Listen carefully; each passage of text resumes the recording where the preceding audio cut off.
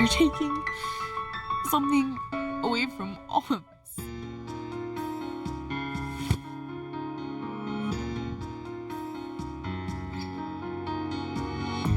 This is more stress than I want it to be. So much drama as season 3 continues on TLC's Sister Wives. I'd like to welcome the entire Brown family. Well, the main ones here, Cody, Murray, Janelle, Christine, and Robin to the show. Thank you guys so much for coming into our tight little studio space here. So let's talk about, we just played that clip. Your first thoughts when you go back and you see that.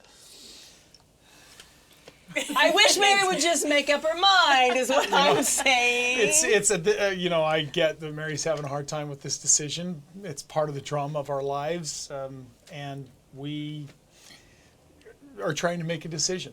Yeah. So. I'm sorry. Go ahead, I was just please. going to say one thing that I will say: our producers, the people that we work with, do such a good job to capture us in the moment and capture the story of what's going on with us. And so sometimes we're always a little surprised what comes out on the couch. We call it the couch in our house. Well, I know when this show debuted, when you first decided to come and open up your lives to the public, 2010, I think it was. Yes. One of your objectives was to kind of lift a veil and for people to kind of see what this type of relationship looks like. Right. Maybe take the stigma away. Now that you've had the cameras, we're going into, continuing into the 3rd season.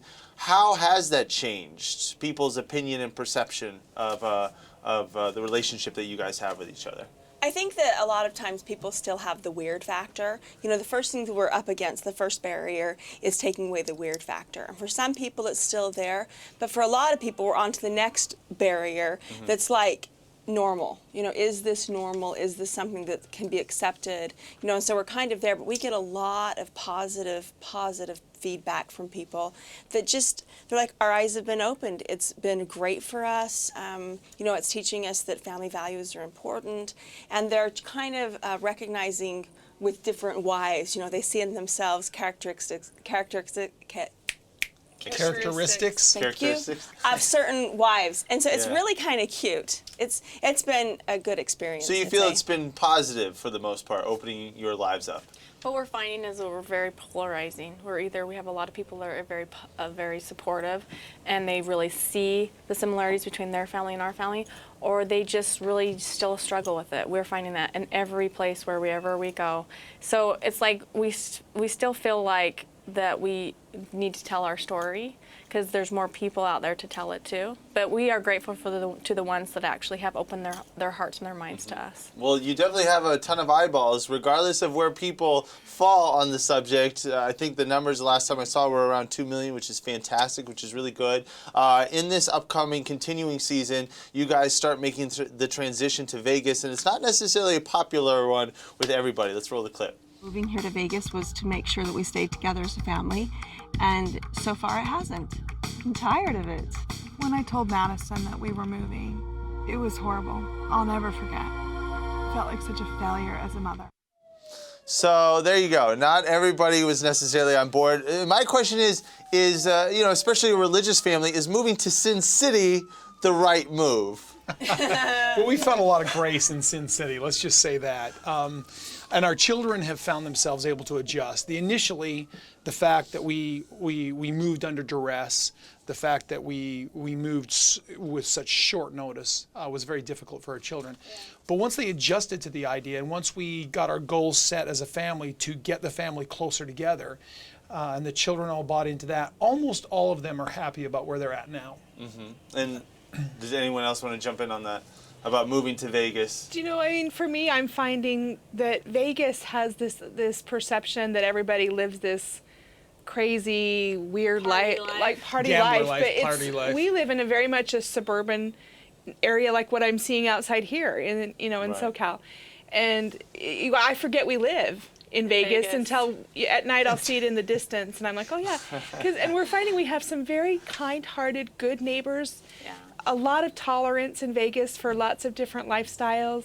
Yeah, it's been I think our children are flowering. They're doing very well. The diversity has been really, really good for our kids. You were saying the other day. Yeah. It was a good point. That our kids, they don't recognize like the color of skin, the religion, the family structure that kids have. They just see kids for kids, and they see their friends for friends. And I think that moving to Vegas has been really, really good for that, is they just see people as people. And that's one of our main goals with getting the show out. And so with our kids adopting that too, it's been so sweet. Yeah, it's been really cool. Yeah. Our children have learned to actually accept people for the merits of their character rather than any other stigma that's on them, because they understand what it's like having a prejudice. And that's kind of what we're asking the public to do for us, is the same thing that our kids are doing for their friends. So. Yeah. Kind of well, interesting. Speaking of your kids, we'll see that you guys deal in this season. Not necessarily all the kids are on board and having the same type of family structure that you guys are involved in. How have you been dealing with that? You know, I mean, ultimately, because I have a daughter who has been very vocal about not choosing a lifestyle. And from the very beginning, when we set out to raise these children, we knew that the most important thing to us is that they had a relationship with God. Yeah. And we've encouraged them to find that, because we are very Christian in our beliefs, and we really want them to embrace God. But then what they choose for their life after that is completely up to them. I was allowed that choice. We all made the choice to be where we are today. And I want my children to have that gift too. Let's run the clip actually of that conversation here. Why don't you want to be part of our religion? Because I don't want to share my husband. I thought that they looked at polygamy as a blessing. I'm not like Mariah.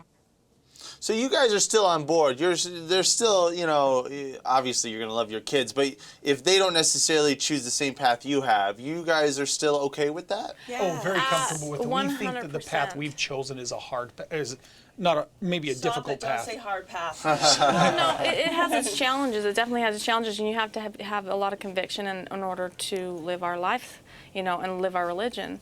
And as you saw in the clip, we have Maddie there, and you know, she says she doesn't want to share her husband. I don't have a problem with that. I know Janelle doesn't have a problem with any of us have a problem with that. Right. What I want her to have is happiness. I want her to find God. I want her to find her soulmate. If she can do that, then I'll be cheering for her. That's what I want for her. Well, there's lots to look forward to in this season. Complicated issues don't necessarily have simple answers, but I'm sure it'll be fun to watch. I want to thank all you guys for coming in. Really appreciate it. And make sure you catch the season premiere November 18th on TLC.